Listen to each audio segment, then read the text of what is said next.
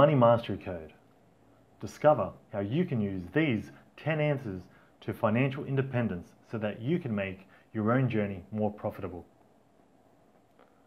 If you've ever wanted to get inside the mind of someone who became a self-made multi-millionaire after struggling for years with financial stress and eventually becoming dead flat broke, then you're in luck, because this is exactly what you're going to get. As you read this over the next few hours, there's only you and me. I want to give you a front row VIP ticket to the secret inner workings of my thoughts, my feelings, anguish, desire, and hope. I want to give you everything I possibly can in order to support your progress to the important outcomes that you want. By sharing my story of how I reached a point of enough's enough and how I filled my mind with ambition and willingness, I want this story to be as much about you as it is about me. I want my success to act as your possibility guide so that you can achieve the kind of lifestyle that not only brings you joy and fulfillment, it fills you with confidence and independence. If you find yourself not moving forward as fast as you'd like, then please invite me to personally help you. I don't want this to be just another book that you place in your virtual library because you think the author is out of reach or unapproachable.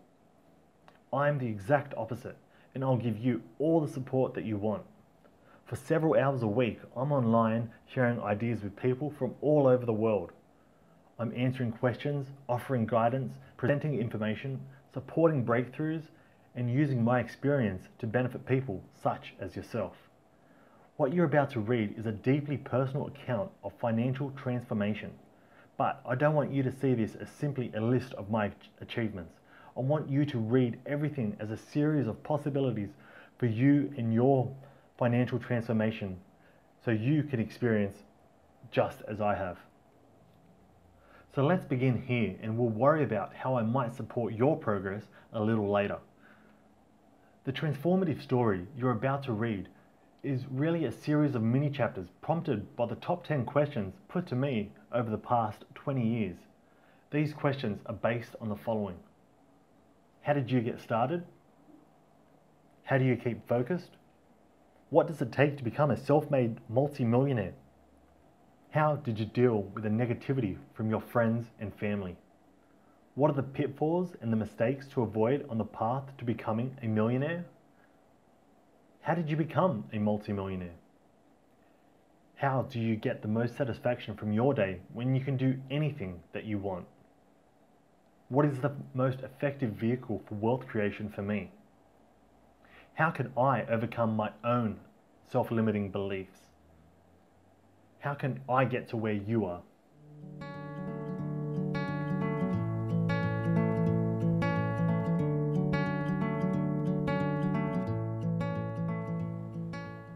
Chapter 1. How did you get started? Let me give you a bit of background about myself so that you can see where some of the motivation to change my circumstances came from. The early years of my childhood took place in Tasmania. Basically, I'm a bush kid at heart who grew up witnessing the financial struggles of the profoundly deaf, working class parents locked away in the isolation of the Tasmanian bush. Because both my parents were profoundly deaf, my first language is Auslan, the sign language of the Australian deaf. And, as you'll see, this caused me enormous problems with trying to integrate into what's considered normal society. I began my formal schooling a bit later on than most other kids, but the interesting thing about this was the attitude of my teachers. Essentially, they either had no idea that my parents were deaf, or they had no idea that being born to deaf parents, what that actually meant. There's a tremendous cultural and psychological divide between hearing children born to deaf parents and hearing children born of hearing parents.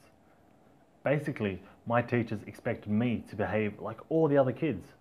But this made no sense to me because my language was sign language, and I was used to the freedom of the bush, not the conformity of the classroom full of people speaking a language I really didn't understand.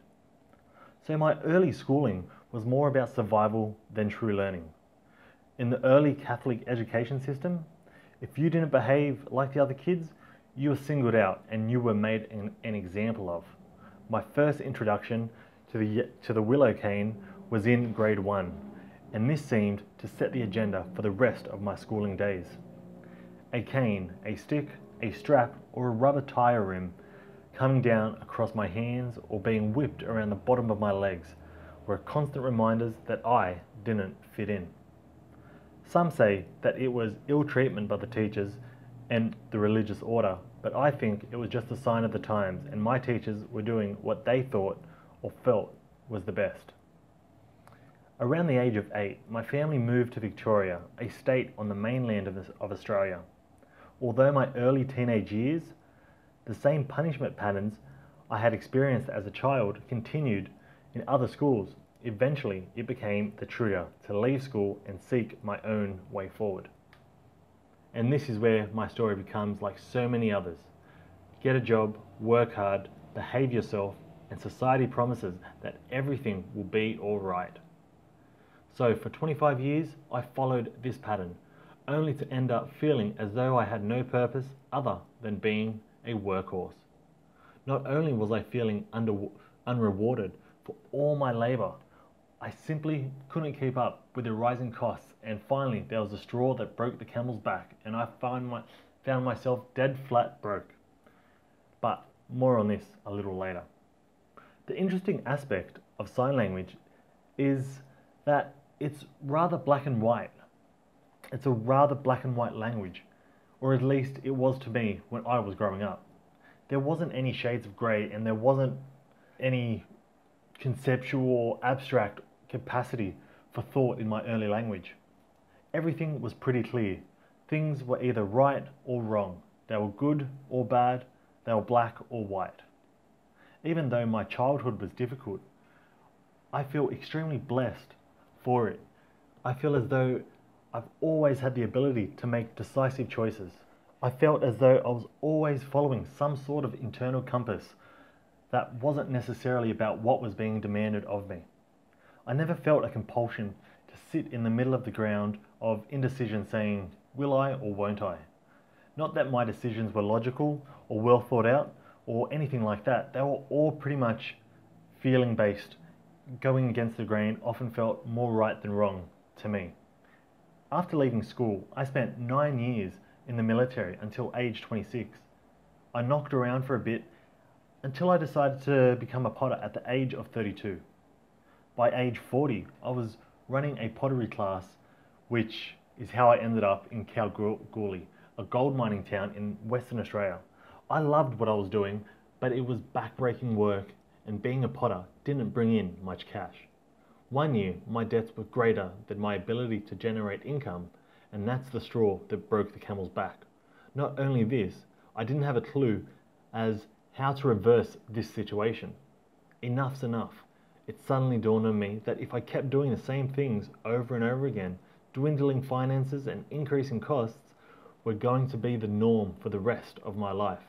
I couldn't see how to prevent this pattern from continuing if something didn't change.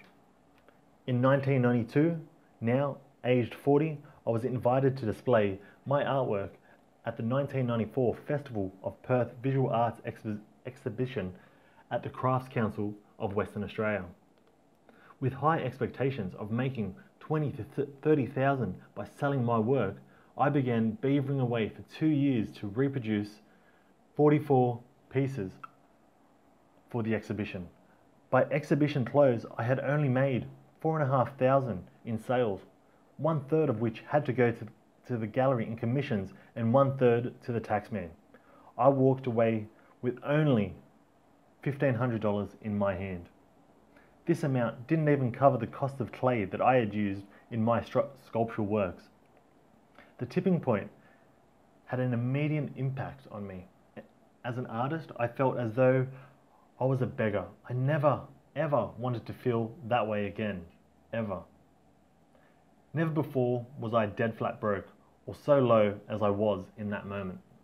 Devastated was an understatement, but as difficult as this feeling was for me, it was also the beginning of my freedom. If you can resonate with this feeling right now, I want it to be important, as an important reminder for you. I want it to serve as an important reminder to you. When you finally reach your point of enough's enough, you'll be at the beginning of your freedom too. Trust me, looking back, it's the best thing that ever happened to me. It was at this point that I realized that the only person that could change my circumstances was me. Unless I took control and did something about my financial situation, nothing was going to change. I decided then and there that I was going to become a wealthy person no matter what it took. I began by taking a good look at life's results. Needless to say, I wasn't particularly happy with what I saw, and I knew I had more potential than what my current results were showing. I wondered how I got so far down the track and yet had so little to show for it. While I had great memories and great achievements, I needed to seriously start providing for a future based in economic freedom, not the continuation of economic incarceration. That's when I felt this overwhelming desire to free myself from the incarceration and servitude that I found myself in. And that's when I made a life-changing decision. I decided that I no longer wanted to be imprisoned by lack of money, by lack of time, and lack of freedom. I no longer wanted to be incarcerated by my circumstances. Instead, I wanted my circumstances to serve as a motivational driver towards new results. I made up my mind and began my quest for both economic and personal freedom, so that I could experience the freedom of time, the freedom of space, and the freedom of choice. Never again was I going to be in a situation where I felt I had to beg for a living. I was determined to become wealthy, financially free, and never to be dependent on jobs, on wages, on commissions, or economic ups and downs ever again. I started by carving out my new mind's reality. Essentially, I followed the same processes I did as a potter, only this time, instead of using clay as a medium of my artistic expression, I decided to use money as a medium for my artistic expression. As a potter, everything starts in the mind. In my mind, I had to see the finished artwork before I could actually create it with my hands and make it ready for exhibition. So I applied the same process to becoming wealthy. I knew I had to become wealthy in my mind before I could experience wealth in the outside world. And that's one of the biggest mistakes people make. They earn money and immediately spend it.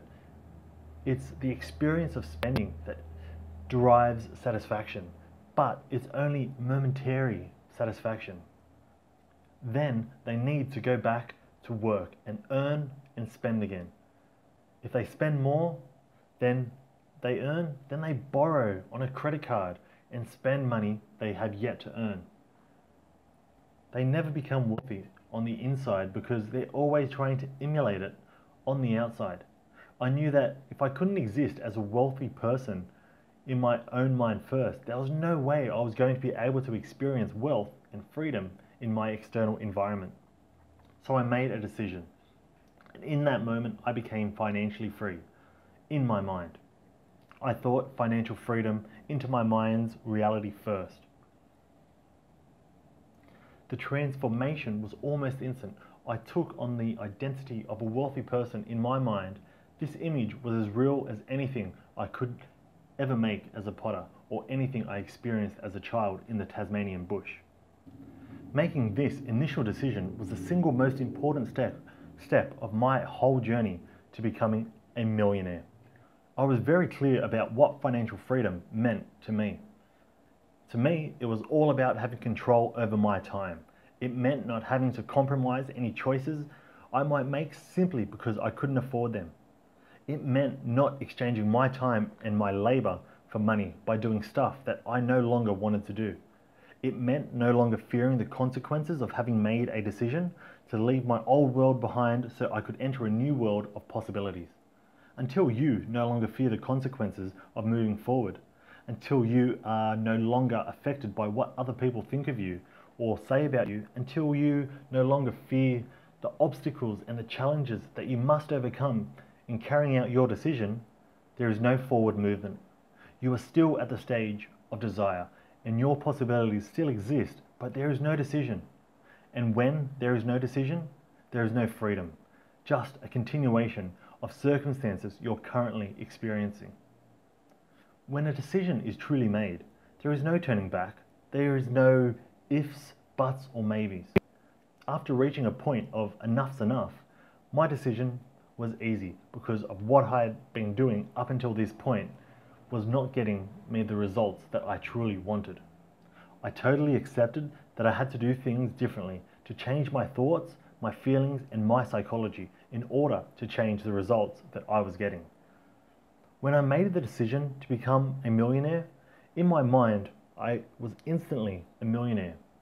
From that point, I knew I had to become more flexible in my thinking and that I had to seek growth wherever I could find it.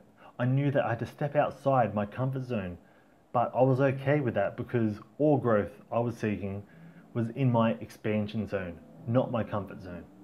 Although I knew I'd be uncomfortable outside my comfort zone, I didn't decide to control the one thing I couldn't control. All I could control was I could change the meaning of the word discomfort. Normally, discomfort meant danger, which then had me stepping back into my comfort zone. But I knew there was no learning, there was no adventure, there was no evolution, and no growth in my comfort zone. So I decided that discomfort should mean something positive. It's the feeling I got from leaving an old lifestyle in search of a new lifestyle. In other words, it's the feeling I got from being on the right track. I connected with the meaning of discomfort to the reward of learning. I knew that whenever I felt discomfort, my compass setting was true and accurate. Although I had not created wealth on the outside yet, I seriously believed I was a wealthy person. I became a wealthy person the instant I thought it into reality.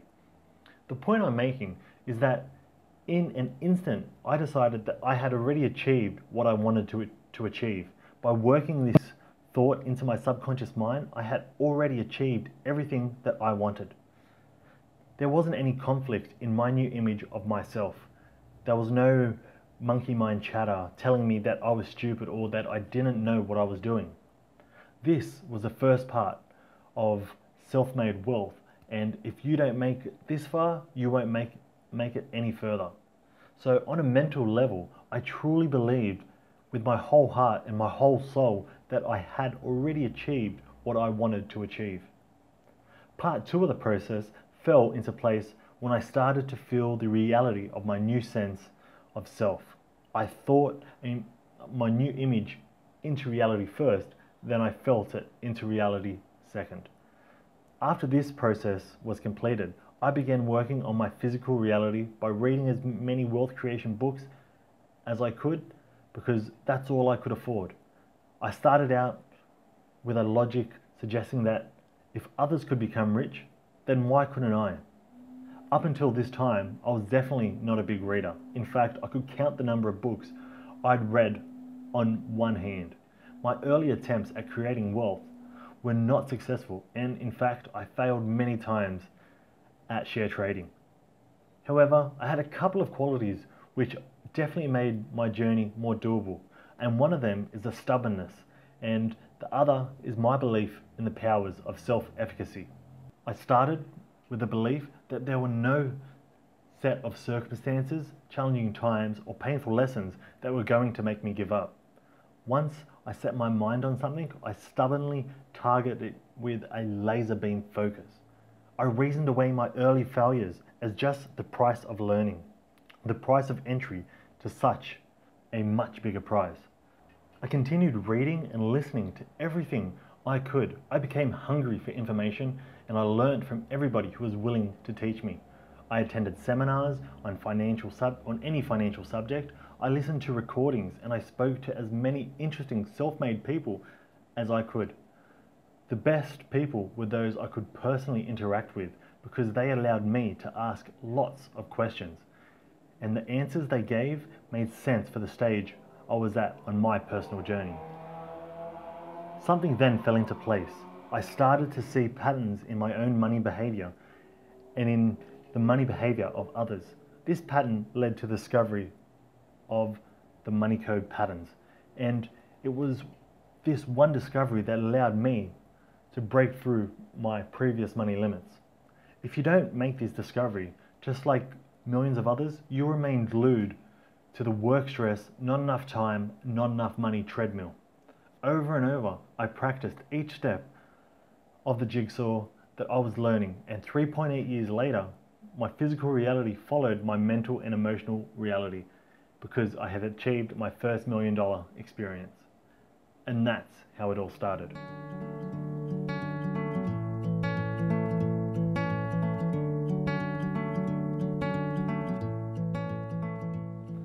Thank you for listening. This was only a sample. If you'd like to read the rest of the book, the other 9 chapters, visit moneymindgrowth.com and I'll send you a copy for free.